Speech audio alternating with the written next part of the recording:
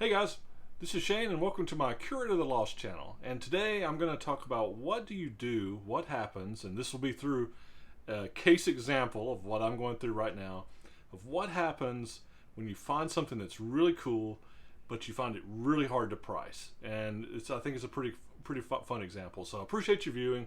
Look forward to your comments and hey, subscribe and we'll just keep it going. See what happens. So with that, let's jump right in. So I love my library bookstore, and one of the reasons I do is that I find some really cool books, really bizarre stuff sometimes. It turns over, and I always say, if you see something there that you like, that you're thinking about, you better buy it, because an hour later, it's not going to be there the next day, probably not even in the next 15 minutes. There's a lot of people that go through, other resellers, but they have such a turnover, it's great. So I was in there this last week, and I found a few little things, but then on the bottom shelf there was this big long line of black books, and it said set $60, and I started looking at them, and it was said Knights of the Dinner Table. And I don't know if you're familiar with that. You've probably heard of Knights of the Round Table, obviously, but it's a play on that, and it's an RPG kind of comic strip fan magazine. And it's kind of the tongue-in-cheek, because if you ever played Dungeons and Dragons, where did you play? You always played at whoever had a table big enough to get everybody around, or in a friend's basement with a big table, right? So it's Knights of the Dinner Table. And it started in as this comic in the early 90s, and it was published in a couple magazines.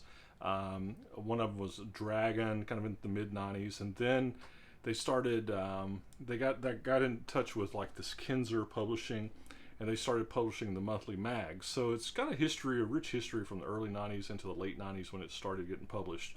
And anyway, but it is a comic, a comic magazine format. And if you can see, there were 16 of these, and they're really nice hardbound editions. And I'll just show you, here's some of them. They were in poly bags, and they're just these huge books, really heavy. And so I was like, what is this? And so I opened them up, and one thing I found was in several of them, there were these things from where someone had sent them to this book binding, this library binding company in Texas, Waco, Texas, and had mapped out how they wanted them bound. And then if you look, and I'll talk a little bit about it, but you can see where it was 16 volumes for $60. I have to erase all that from pencil. But then, see the first ones, you can see how they are. There's the comic, and you can see how they're bound, right? And this comic magazine format. Well, the first 15 issues were actually captured in this, with this bundle of trouble. It's like a trade paperback.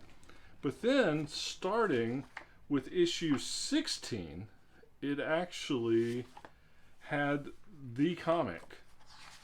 Now, let me turn to it just to show you. Was issue 16, see? It actually had the comic. And you can see these are professionally bound. There's also some of these that have special editions. There's here's one from volume 7. It's about volume 7. We're up to issue 76. But then also, you can see that included are some of these special editions. And the covers on these things, they're just ingenious. They're really clever stuff. So you may be familiar with these. Here's another, there's like a Jurassic Park play, right? If you've done, if you're into gaming and RPG stuff, you may be familiar with this. Well, if we go all the way up to volume 16, we get up, the very last one is issue 140. Okay, so ultimately there's the last one on number 16, issue 140. So I have 16 specialty bound hardback editions, and you can see how they're bound. They're so nice. No writing, these things are pristine, of Knights of the Dinner Table. In addition, the first 15 are actually from the first five trade paperbacks, where the trade paperbacks each contain 3 issues. There's also special editions. So,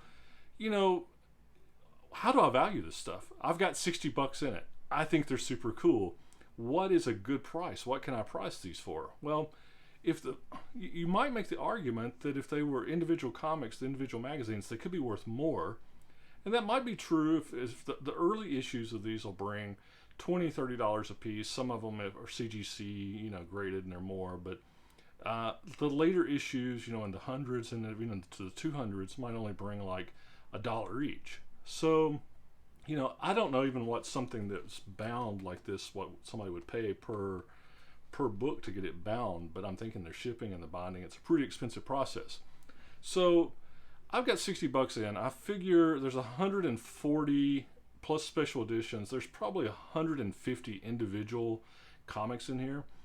There are no comps for anything like this. So when we have problems finding how to price something, it's usually a comp problem, right? You don't have a sold comp, so you can use a listed comp. And then maybe if you don't have a listed comp on eBay, for example, you might look at Amazon or ABE Books and kind of see what things are getting sold for and pick your spot, right?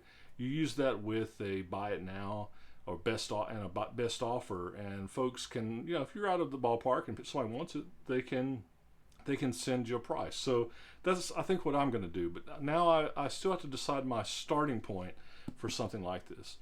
I'm figuring if there's effectively 150 books in here, so even if they were $1 each, it'd be like $150.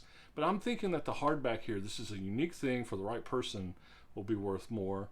There's 16 of these, so even at $10 a piece, that'd still be in that $160 range. So I think the floor of this is the 150 to 160. I have 60 in it. That would be $100 profit because I'll pass shipping along. I'll have to charge shipping on these. It's going to be like, 35, 40 pounds probably shipped in 2 boxes. But so I feel like that's the floor that I would go 150 to 160 based on a simple price per comic. And if these were $10 a piece, which I think is low, I think maybe my starting point may end up, I'm thinking around 300 to 350 for these, with a buy it now best offer, and I'll see how it goes. So this is one of the more challenging things I've found to price in recent memory. I'm glad I got them. I paid $60 for them, but it is a completely unique item.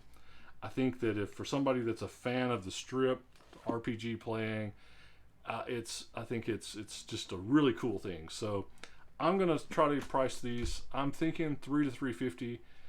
Again, the general strategies do not really apply to this. There's nothing really like it. So it is something that I thought was worth just sharing, and just one of those bizarre, cool finds. Glad I found it. Really fun to look at, to read some of them, and definitely the type of thing that I like to put in my store. And I'm just glad I saw it there on the bottom shelf of my library. So anyway, hope you enjoyed that. I guess we'll see if I list them and they sell in like 15 minutes, then I know I listed it too low. So we'll see how it happens. That would still be, if I still could get $250, $280 out of these, that'd still be a sweet deal. So hope you enjoyed it. And again, thanks for the view, and we'll talk to you next time. Peace.